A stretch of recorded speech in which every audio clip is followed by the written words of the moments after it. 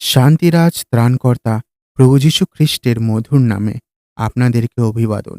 পবিত্র বাইবেলের মথি লিখিত সুসমাচার 12 অধ্যায়ের 20 পদে আমরা এরকম পড়তে পারি, তিনি থ্যাতলা নল ভাঙিবেন না, সধুম সলিতা নির্বাণ করিবেন না, যে পর্যন্ত না ন্যায় বিচার জয়ী রূপে প্রচলিত করেন। তিনি থ্যাতলা নল ভাঙিবেন না, এর অর্থ কি?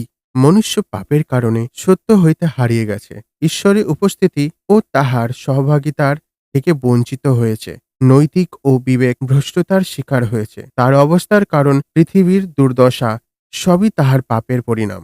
যখন মনুষ্য তার পাপী হওয়ার অবস্থাকে বুঝতে পারে, তখন তার ঈশ্বরের দণ্ডাজ্ঞার উপলব্ধি হয়, আর সে হৃদয় থেকে ভগ্ন হয়ে যায়।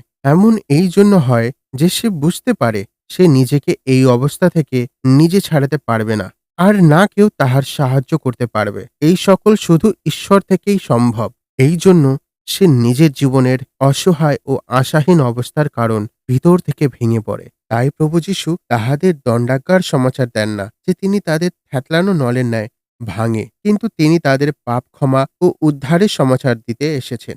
যে কেহ প্রভু যীশুর উপর ও তার মৃত্যু পুনরুত্থানের উপর বিশ্বাস রাখে আর তাকে নিজে প্রভু ও উদ্ধারকর্তা বলে স্বীকার করে, সে পাপের ক্ষমা ও উদ্ধার প্রাপ্ত করে।